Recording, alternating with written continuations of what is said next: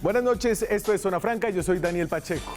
Tenemos todavía 10 días de cuarentena por delante y para muchos sectores de la economía del país aún más tiempo.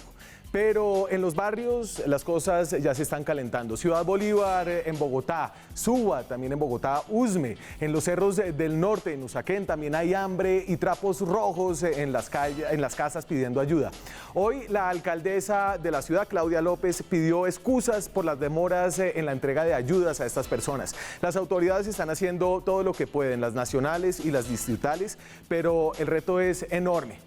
Envejecieron mal las pretensiones llenas de seguridad que lanzaron algunos mandatarios hace semanas. Tranquilos, ustedes tengan la certeza de que nadie en la ciudad de Bogotá se va a quedar sin abrigo y sin alimento. Nadie, nadie, absolutamente nadie. Tengan la plena certeza de que todos los hogares que lo necesiten, que como no están pudiendo salir a trabajar, temen que no van a tener con qué alimentar a su familia o que no van a tener un sitio en el que quedarse, no se preocupen. Nosotros vamos a garantizar abrigo y alimento para cualquiera que lo necesite en la ciudad de Bogotá. Pero sí hay preocupación, la gente tiene hambre y esto está pasando también fuera de Bogotá, en las comunas de Medellín, por ejemplo, en los barrios de Cali, una ciudad que ya está militarizada para evitar desórdenes públicos.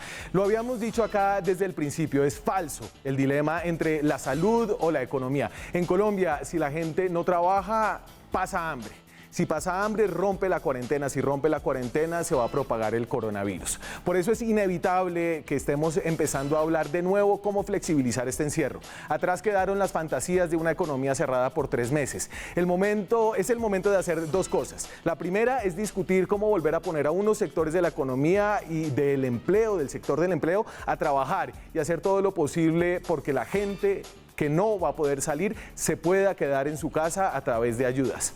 Al coronavirus, a algunos le tendremos que poner el pecho en la calle para que otros se puedan quedar en la casa. Esta idea, tildada de irresponsable al principio, se va asentando sola, con el peso de la realidad y el paso de la cuarentena. Aquí arranca Zona Franca.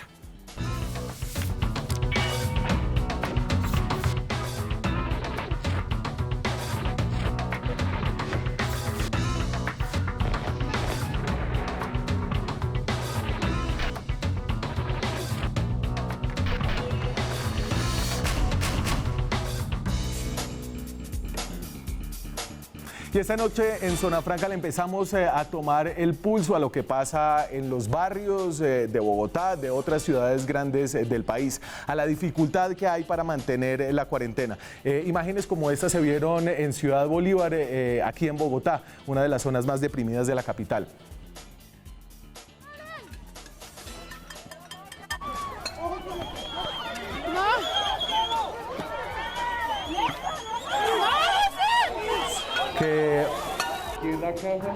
Frente a los cacerolazos que empezó a organizar la gente, hubo una reacción del ESMAD, algunos la consideran desmedida. Hoy la alcaldesa de Bogotá aclaró que en esa zona de la ciudad también hubo un intento de robo a una de las tiendas de barrio. Esto es también en esa zona de la ciudad donde están algunas de las personas más pobres de Bogotá, personas que dependen del trabajo diario y del día a día. No fue solamente en Ciudad Bolívar. No fue solamente en Ciudad Bolívar, también vimos cosas en el norte de la capital. En Suba, por ejemplo, estas son las imágenes.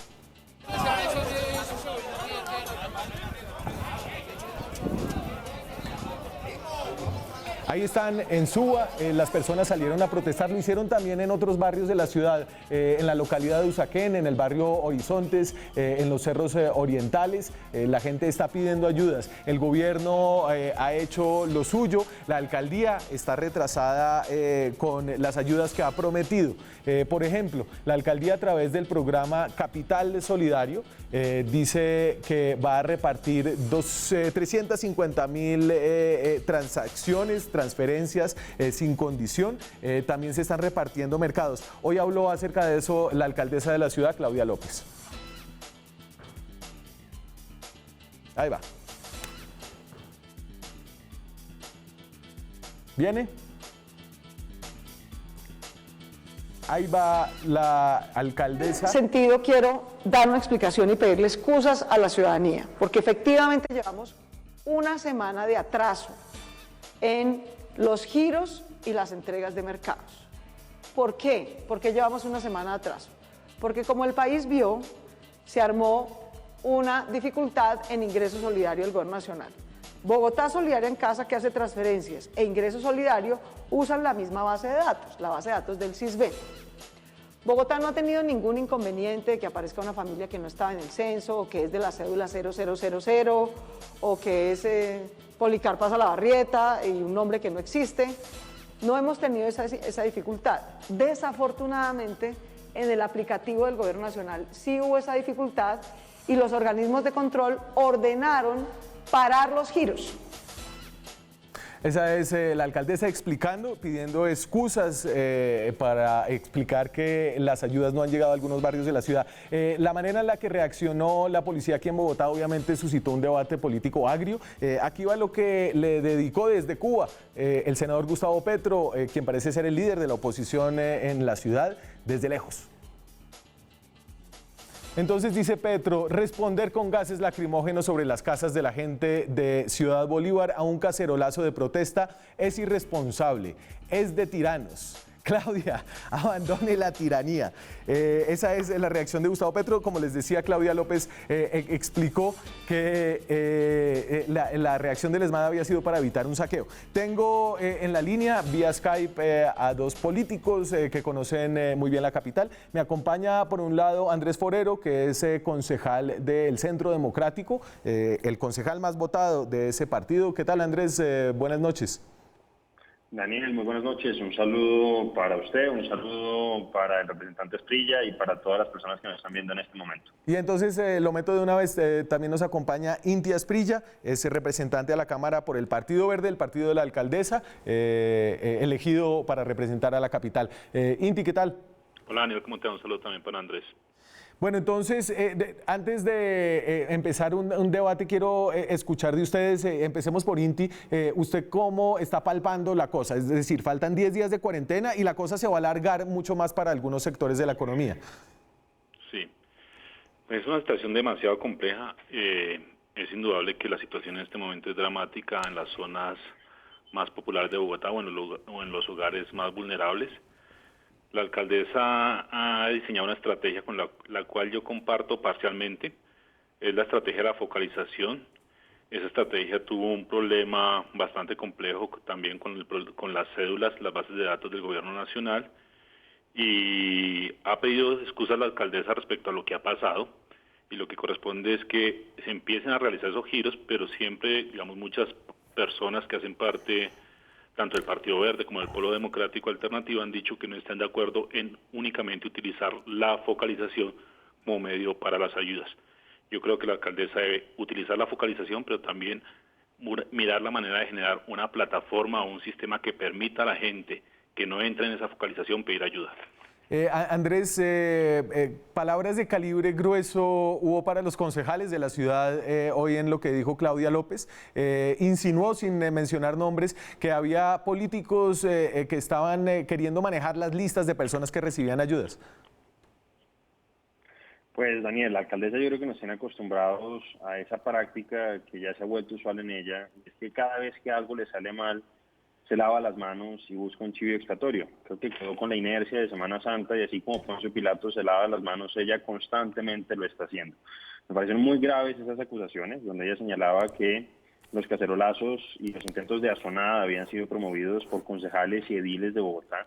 Y yo sí pienso que lo responsable, la obligación de la señora alcaldesa es salir con nombres propios, a decir quiénes son esos políticos que están utilizando esta situación de necesidad de tantas personas para, según lo que ella está diciendo, generar desórdenes y generar caos. Yo, por el contrario, lo que he visto es que las personas salen de manera espontánea, realmente están saliendo porque tienen hambre, porque han aguantado estos 25 días confiados en la palabra que les había dado la alcaldesa de que ninguna persona en Bogotá iba a pasar hambre, y lamentablemente, por lo que haya sido, por las dificultades que se han presentado, pues no han llegado esas ayudas.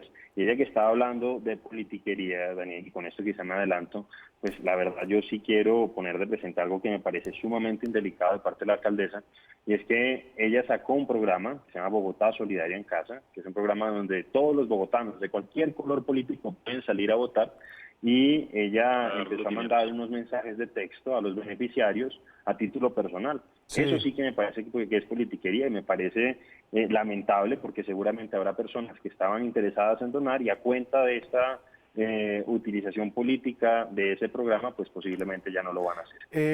Inti, ¿qué tal que el ingreso solidario del gobierno, el giro a 3 millones de personas de 160.000 pesos, le llegara con un mensaje del celular, cortesía del presidente Iván Duque, aquí tiene sus 160.000 pesos, como está pasando con las ayudas de la alcaldía de la ciudad? Bueno, a ver, indudablemente cada persona tiene sus formas.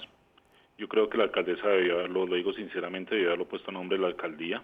Son cosas que tendrá que ir corrigiendo, pero yo sí he visto una alcaldesa que está poniéndole el pecho a la situación, que presionó al gobierno nacional para decretar una cuarentena que era necesaria, que está rindiendo cuenta de la ciudadanía de cómo se está gastando la plata, cosa que no está haciendo el gobierno nacional, y la alcaldesa no es perfecta, y quienes la apoyaron en campaña o quienes votamos por ella y hacemos parte de los partidos que la apoyan, tenemos todo el derecho de hacerle críticas y esa es una de ellas. Yo creo que no estuvo bien hacerlo, pero yo sí destaco el liderazgo de la alcaldesa y la honestidad con la que está manejando la situación, cosa que no está haciendo el gobierno nacional. Andrés, venimos obviamente en este juego de echarnos culpas entre políticos. Yo quiero entender, y creo que todo el mundo entiende que aquí hay un reto que no tiene precedentes, que nadie se lo imaginaba, tanto para el gobierno nacional como para la alcaldía de Bogotá, y eso sucede en todas las ciudades del país y en todos los municipios. En el caso de lo que viene para los siguientes 10 días, ¿cierto? Lo mínimo de cuarentena que tenemos por delante, ¿qué hay que hacer? ¿Qué hay que hacer para que la gente se pueda quedar entre la casa? Pues Daniel, como usted lo dice, este no es un tema sencillo.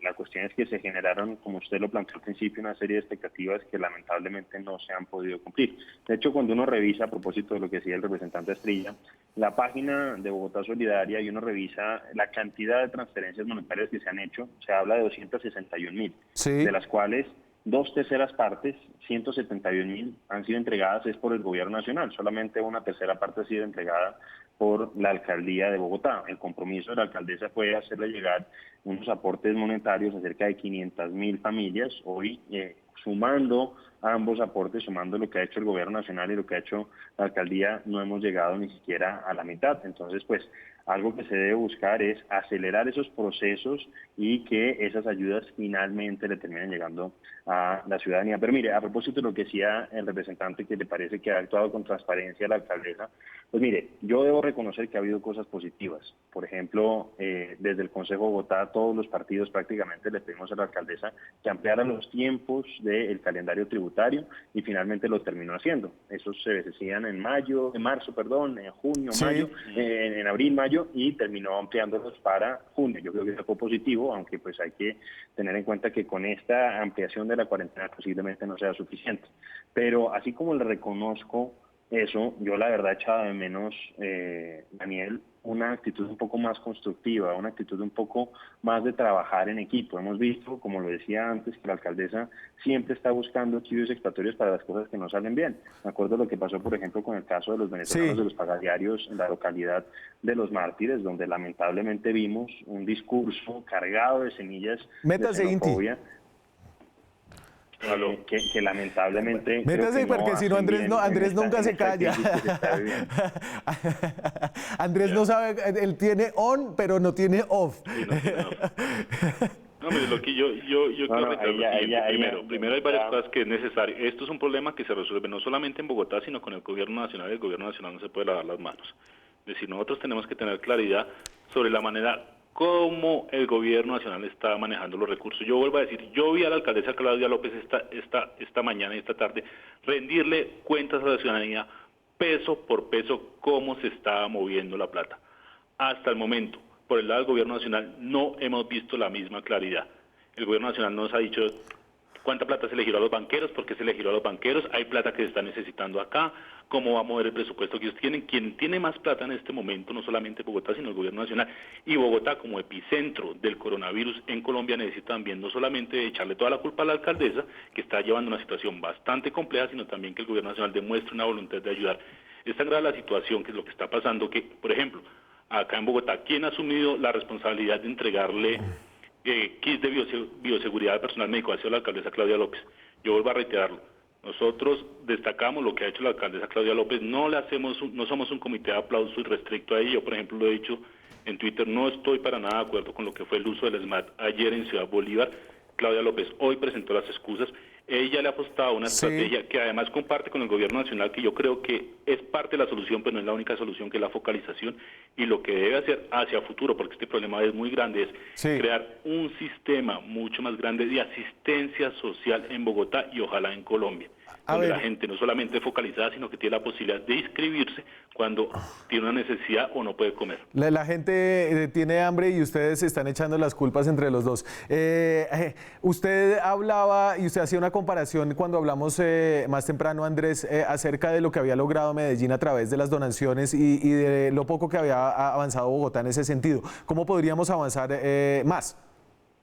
Pues mire, es que usted tiene toda la razón, Daniel, y la idea no es aquí empezar a tirarse la pelota de un lado a otro. La verdad es que creo yo que uno de los grandes defectos que ha tenido precisamente la alcaldesa ha sido generar ese nivel de publicidad con el gobierno nacional, pero también con otros sectores. Por ejemplo, hace poco la señora alcaldesa salió en una entrevista en Red Más diciendo que Bogotá sola, sin la ayuda de nadie, había invertido 250.000 millones en habilitaciones de espacios hospitalarios para la atención de la crisis, y le preguntaba con tono arrogante y, a mi juicio, desafiante, cuánto habían aportado los empresarios, cuántos mercados, cuántos respiradores, etcétera, etcétera.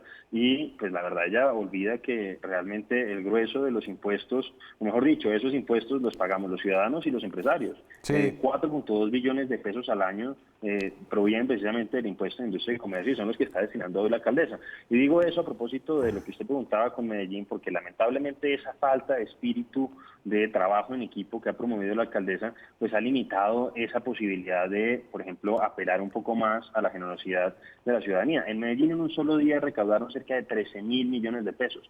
En Bogotá, Solidaridad en Casa, más allá de lo que pasó con el tema de, a mi juicio, esa indelicada forma en la que se apropió la alcaldesa de los mensajes, hemos recaudado menos de 3.000 millones de pesos, siendo Bogotá una población, una ciudad con casi el doble de la población, un poco más de la población de Medellín. Entonces, eso yo creo que es un poco una llamada al que yo le haría a la alcaldesa, y es que dejemos la pugnacidad y que empecemos a trabajar en equipo, porque como usted bien dice, de nada sirven estas peleas si es que a la gente en las localidades de Usme, de Ciudad Bolívar, de San Cristóbal y a lo largo de todo Bogotá no le llegan las cosas. Inti, Andrés, voy a poner aquí unas imágenes de lo que es el complejo médico que se armó en Corferias. Y estas, ahí van las imágenes, estas imágenes que tal vez surgieron en medio de todo un debate político entre Gustavo Petro y Claudia López.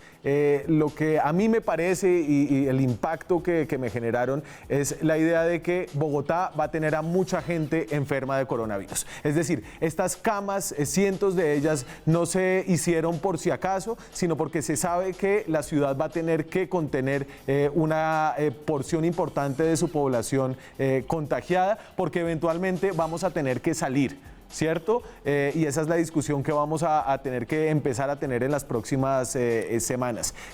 ¿Cómo han visto ustedes esa preparación y la comunicación de la idea de que eventualmente la cuarentena habrá que flexibilizarla? Bueno, es obvio que hay un momento que la cuarentena va a tener que empezarse a flexibilizar, es lo que ha dicho la OMS, y en eso hay que prepararse para una eventualidad que es bastante cierta, y es que va a haber un número creciente de infectados. Yo creo que Claudia López le está apuntando a lo correcto. Primero que todo, mantener por el momento, junto con el gobierno nacional, hay que decirlo también, la cuarentena, pero lo más importante es prever. En Bogotá todavía no sabemos los impactos reales del coronavirus, entre otras porque el gobierno nacional se demora bastante en dar los resultados reales. tenemos casi 2 semanas de Pero entonces, atraso. Cinti, déjeme entender, ¿y usted cree que es muy pronto para empezar a hablar de sacar al sector, por ejemplo, de la construcción? Ya hay una circular de protocolos para el sector construcción para que ellos puedan salir quizás a partir del próximo 27 de abril. ¿Usted cree que es muy pronto? Yo creo que la cuarentena va a ser necesario ampliarla 1 o 2 semanas más, pero durante ese tiempo toca hacer lo que se ha venido haciendo en Bogotá, que es, uno, hay que resolver inmediatamente el problema de la seguridad alimentaria, eso está claro, todos concordamos en eso. ¿Pero es posible? Lo segundo es avanzar un problema, eso es un problema camas de hospital. Dígame. ¿Es un problema posible de solucionar indefinidamente? ¿Usted cree que es posible mantener a la gente más tiempo en la casa? A ver, no es posible mantenerla indefinidamente en la casa, ¿sí? Acá hay que ir haciendo ambas cosas. Uno, por un lado, evaluar en qué momento se puede levantar la cuarentena y a la vez, en el momento que se levante la cuarentena, estar listo para levantar la cuarentena y estar listo para la posibilidad de que toque volver a cuarentena. Se están haciendo ambas cosas. Por un lado, se está ampliando la capacidad hospitalaria y se está empezando a establecer un reto que es bastante grande, que es una deuda histórica que tenemos en el país, es que acá no hay un sistema de asistencia social sólido, ¿sí? Y es lo que nos está dando ver. Los principales afectados de esto, ¿quiénes son los vendedores informales que suplen lo que el Estado anteriormente no le daban un seguro de desempleo?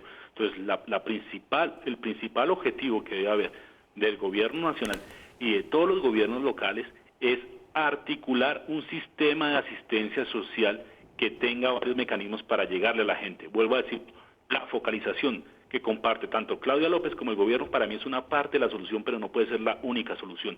Acá hay un problema muy grave, que se lo he dicho tanto a Claudia López como al gobierno nacional, y es que no le permiten a la gente inscribirse.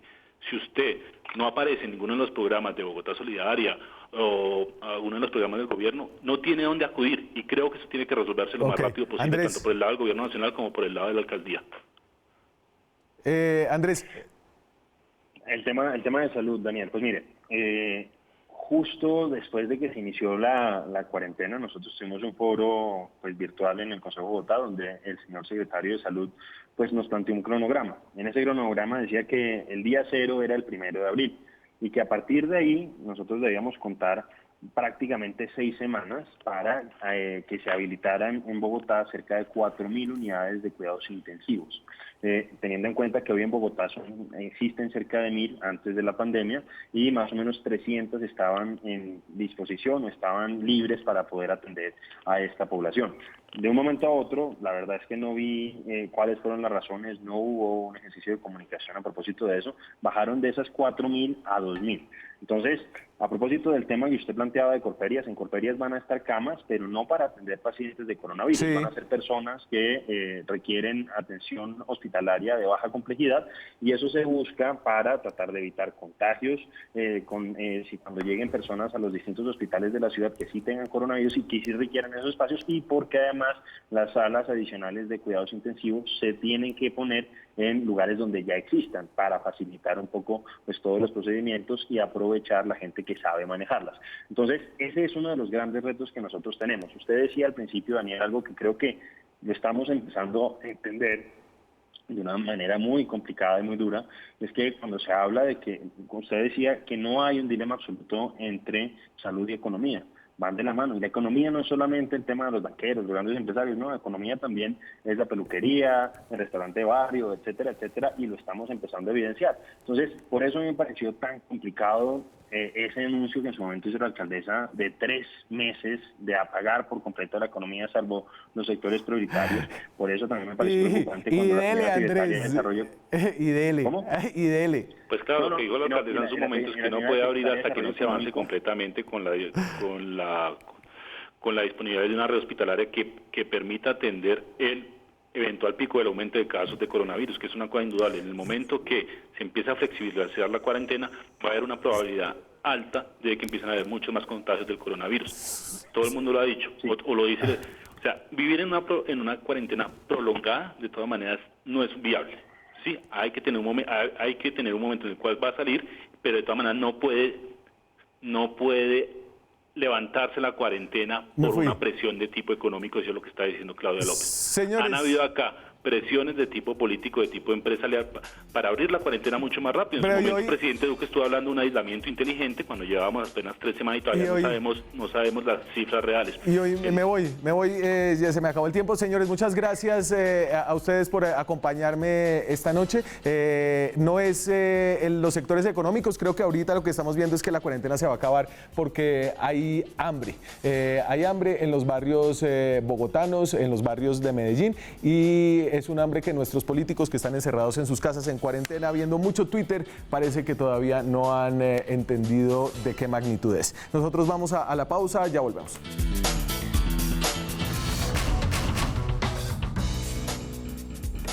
Seguimos en Zona Franca. Esta noche hablamos de los ruidos que hay en los barrios colombianos, ruidos de hambre, ruidos de personas que no han podido mantener la cuarentena porque tienen que salir a buscar qué comer. Ya empiezan a haber disturbios en algunas zonas del país. Veníamos de tener una mirada política, esta es la mirada barrial.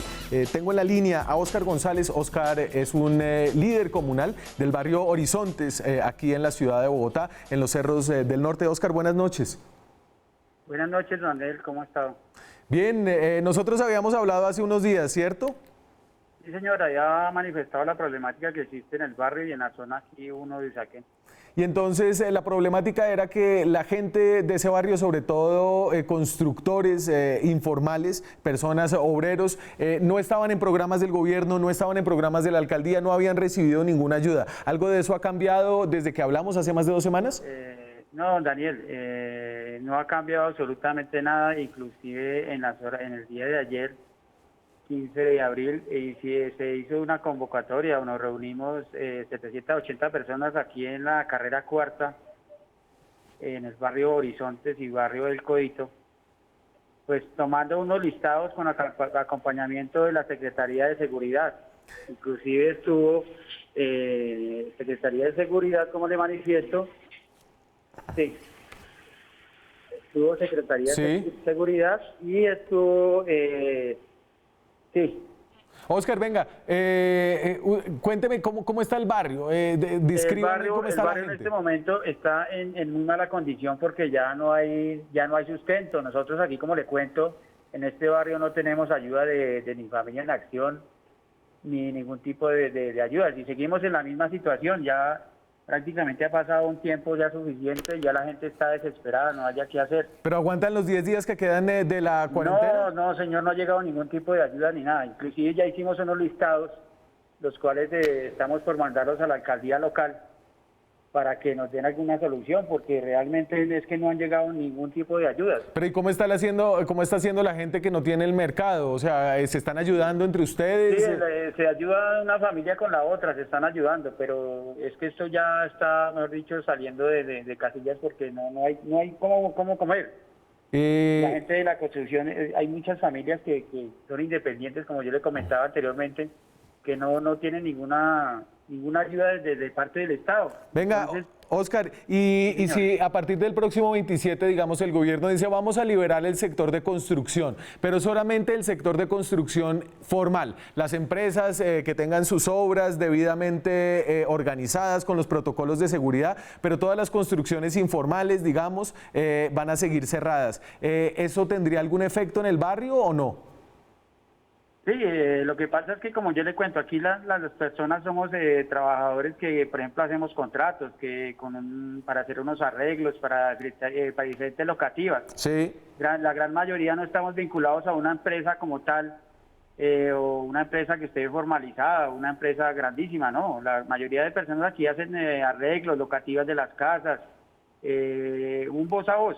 No hay una empresa como tal que diga, bueno, hay una empresa que tiene 500 o 600 trabajadores, eso no existe. Sí. Aquí en este barrio la gente casi toda se dedica a la informalidad. O sea, que si solamente abrieran las grandes empresas de construcción, los obreros del barrio Horizonte no tendrían a dónde ir a trabajar. No habría. Y en este momento no, porque casi todo el mundo ya está guardando su plata y entonces no contratan absolutamente a nadie. Claro.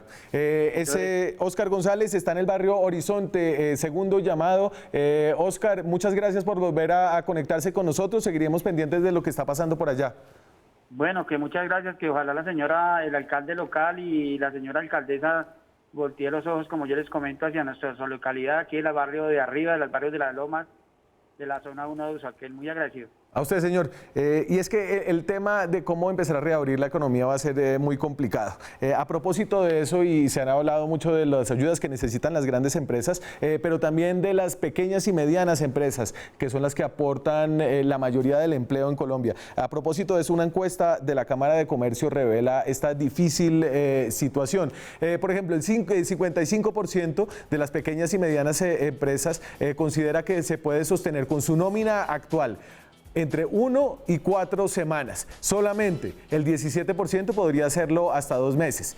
Ya llevamos de cuarentena cerca de 3 semanas largas. Se cumplirían las 4 semanas el próximo 27. El 50% de los empresarios solo tiene la capacidad financiera para cumplir sus compromisos, el arriendo, las deudas, los servicios públicos y funcionar durante un mes. Es decir, ya están a ras. El balance de ventas y de empleo es negativo de lo corrido este año. Las ventas se han caído 60%, el empleo 25%. Para el 58% de los empresarios, los precios de los insumos además han aumentado. El ministro de Salud, Fernando Ruiz, habló de esto hoy, habló de cómo van a empezar a funcionar las cosas después del 27. Esto fue lo que dijo.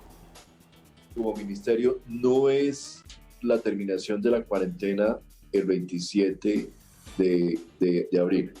No, esa no es la estrategia.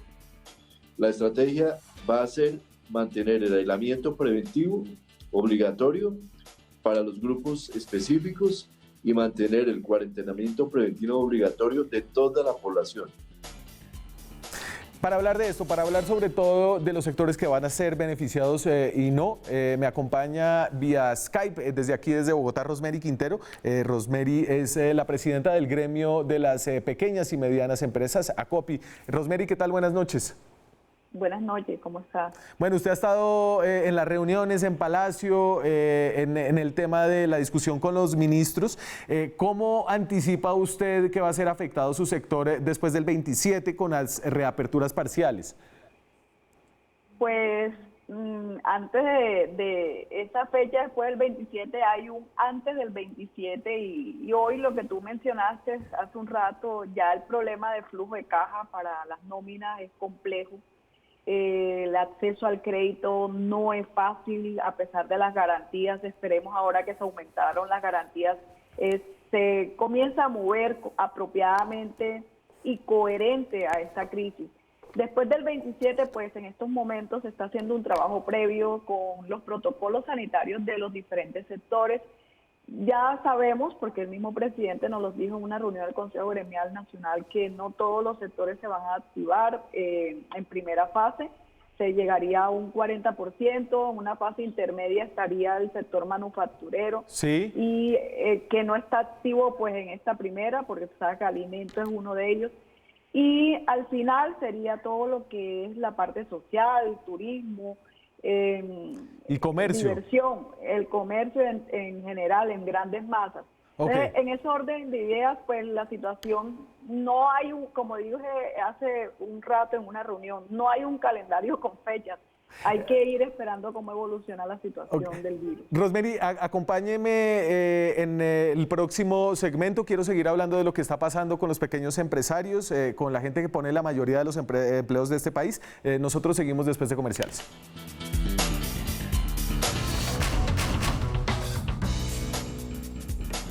Seguimos en Zona Franca. Esta noche estamos explorando qué va a pasar después del 27. Ya vimos que hay hambre en algunos barrios de Bogotá, de Medellín, de Cali. La gente quiere salir a trabajar para volver a ganar plata y poder sustentar a sus familias. Mientras tanto, ya el gobierno empieza a hablar de qué sectores van a poder empezar a reactivarse después del próximo 27 de abril. Hablamos con Rosemary Quintero, que es la presidenta del gremio de las pequeñas y medianas empresas. Entonces, venga, tenemos claro que empieza construcción, donde hay mucha empresa grande, ¿cierto? Pero la construcción pequeña también va a volver a empezar, Rosemary. Ahí lo importante, más que construcción, es que cuando se mueve la construcción e infraestructura, mueves otros sectores.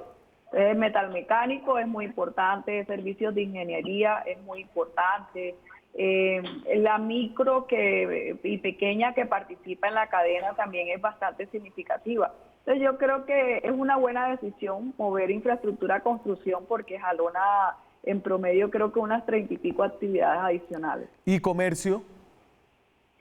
Comercio, pues yo creo que eso tenemos la claridad que el comercio seguramente se activará, yo no sé si quedó dentro de los que anunciaron, pero será un comercio totalmente distinto, no de masas, será muy controlado con muchas condiciones. A ver, pero es que aquí yo veo una gran dificultad en esta flexibilización de meter unos sectores sí y otros no. Y para entender esto, tengo un segundo invitado, es Jansen Estupiñán. Jansen es el gerente del Gran San, el centro comercial de venta al por mayor de ropa más grande del país, aquí en el barrio San Victorino de Bogotá. Jansen, ¿qué tal? Buenas noches.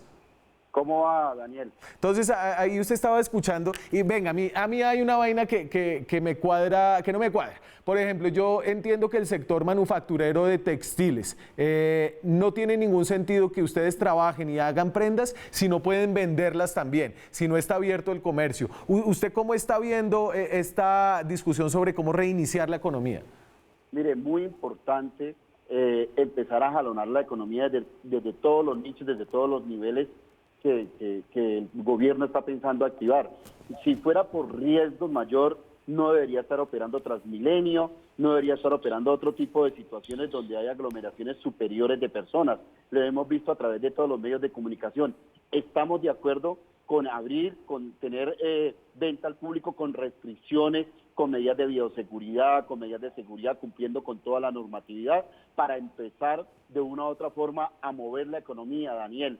Lo único que va a poder recuperarnos medianamente es empezar a generar esos nichos de mercados, esas líneas de economía que mueve la economía local, para que la gente medianamente tenga cómo pagar servicios como la alimentación, sí, la vivienda, la salud, y de esta forma empezar a quitarle carga al gobierno. Pero Jansen, un madrugón sin chichonera, eso, es decir, no me lo imagino, ¿cómo va a ser eso? No, totalmente. Nosotros ya tenemos claro, Daniel, que el tema de miércoles y sábado se debe manejar con una absoluta restricción, de tal manera que miremos si lo podemos colocar con el tema del pico y cédula o pico y género, o hacer las estrategias que ha tenido el distrito o la nación para que la gente pueda venir a comprar sus productos, porque desde luego, Daniel, no solamente son los 5.400 microempresarios de San Victorino, es la empresa que queda absolutamente en todos los municipios del país, claro. La gente que viene del Cauca, de Bucaramanga, de la costa, absolutamente de todos lados. Por eso, Rosemary, a mí me parece difícil entender cómo es que se va a reiniciar solo un poquito la economía y solo unos sectores sin que sea necesario empezar a meter a los otros y a los otros y a los otros. Es decir, si salen los obreros de las grandes construcciones, es difícil decirle a la señora que se paraba fuera de la obra a servirle los tintos que no salga a trabajar porque ella sí tiene que mantener la cuarentena. Pues, pero de muchos de esos empleos que son informales, esa señora del tinto, ¿cómo lo estás controlando? Tú ves en las calles el vendedor de frutas, al vendedor o sea, no hay un control realmente. Y precisamente por ese falta de autocontrol, y uno entiende, la gente necesita el ingreso, ¿verdad? Y es cierto. Pero ¿qué pasa? Por eso es que se tiene que hacer gradual, porque si lo hacemos al tiempo, vamos a desperdiciar un sacrificio que ya todos estamos pagando un precio muy alto. Entonces tiene que ser la gradualidad. Y el tema de la conciencia, porque hay mucha gente también que no está yendo o seguramente no tiene un trabajo formal ni informal, pero depende de otras personas, pero sencillamente quiere salir a la calle. Entonces, esas personas también es el mensaje que hay que tener un autocontrol para poder mover la economía gradualmente y no afectarnos tan drásticamente como hasta ahora. Yo me tengo que ir a una pausa, les voy a pedir el favor de que me acompañen en el próximo segmento. Nosotros regresamos con esta discusión en minutos.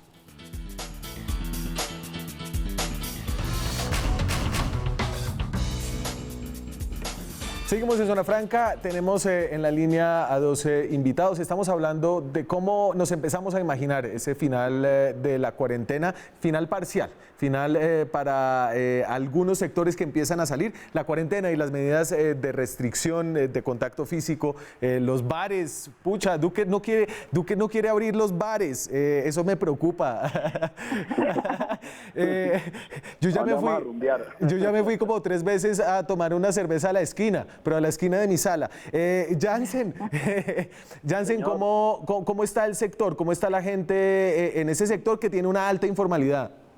Mire, Daniel, siguiendo la línea de la pregunta anterior, es muy fácil para las líneas de empleo donde no le han dado continuidad a los empleados. Por ejemplo, el sector de la construcción. Ahorita van a empezar grandes obras y bienvenidas, desde luego, pero van a iniciar contratos nuevos. Nosotros venimos manteniendo esa fuerza laboral tan importante en sus contratos, en sus nóminas, en sus garantías, y el sector en estos momentos está atomizado de una manera de que si no generamos algún tipo de oportunidades va a estallar una bomba atómica social, que es lo que nosotros queremos evitar. Queremos no ser una carga para el gobierno como lo que ha venido sucediendo con todos los decretos.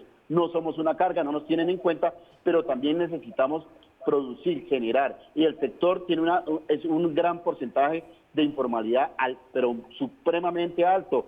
Daniel, no solamente la gente de los locales, lo que usted decía anteriormente, la señora que vende los tintos, el que vende la empanada, los taxistas que llevan la gente al sector, el que carga los bultos. Es una cadena de trabajo que se hace ahí arrimadito, como se dice vulgarmente, a la operación que se hace en San Victorino normalmente. Claro.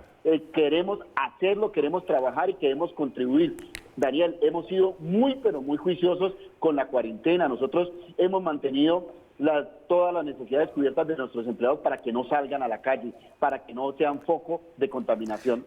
Rosmiri, voy a poner algunas de las ayudas aquí en una gráfica en pantalla para la teleaudiencia de lo que se ha discutido con el gobierno para las pequeñas y medianas empresas. Entonces, por un lado está este programa que es Unidos por Colombia, que tal vez es el programa de asistencia más grande que tiene el gobierno entre todo su portafolio de programas de asistencia. Son cerca de 12 billones de pesos en créditos que el gobierno asumirá como fiador.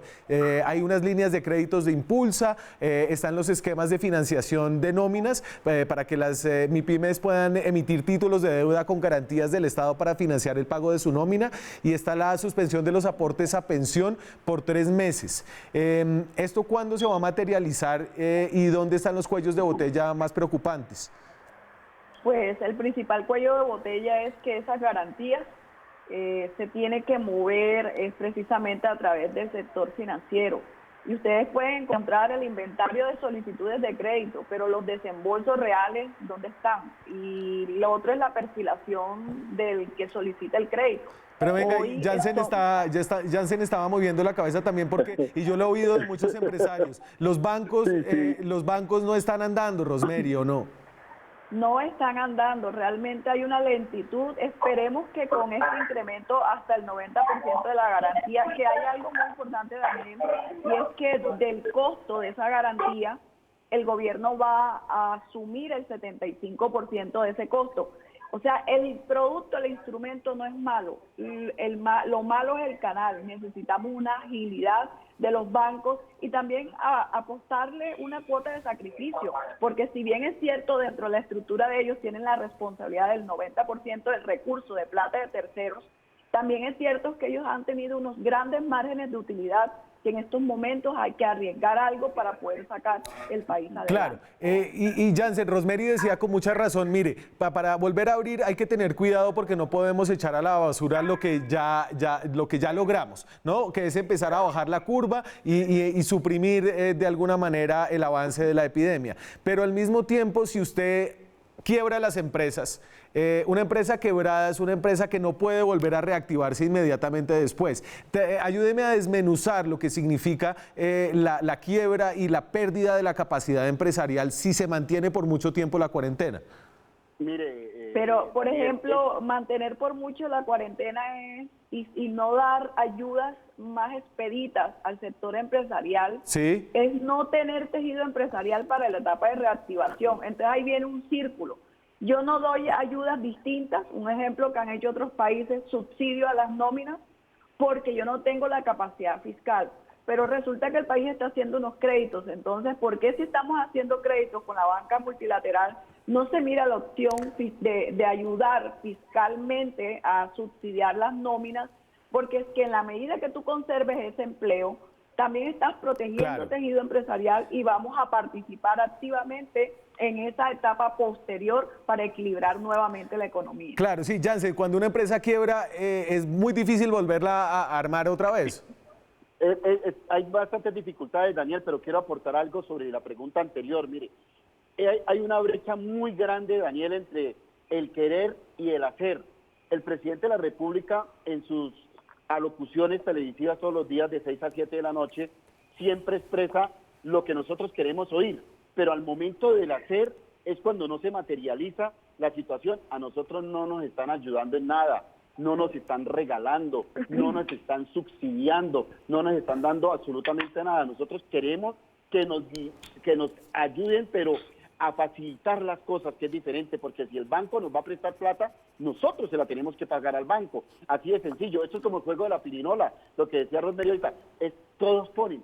Siempre debe caer en esta situación de crisis, en todos ponemos, la banca, el gobierno, los empresarios, los comerciantes, para poder sacar el país económicamente adelante. Mire que cuando una empresa quiebra, y nosotros lo hemos vivido, muchas empresas de nuestro sector se quiebran y tienen tanta, perdónenme la expresión, Daniel, tanta berraquera a los santanderianos para poder sacar su empresa nuevamente a flote y empezar a dinamizar de una u otra forma su producto. Pero nosotros lo que queremos en este momento, le pongo un ejemplo, hace 20 días el ministro Malagón, el de Vivienda, habló muchísimo de la propiedad horizontal, de los arriendos, sí, de absolutamente todo lo que tiene que ver con la propiedad horizontal y los inmuebles que están en estos momentos comprometidos en la actividad comercial. Hasta hoy salió el decreto, 20 días después. Entonces hay un cortocircuito en ese trayecto, que era lo que hablaba Rosemary ahorita. Se están demorando mucho en lo que se plantea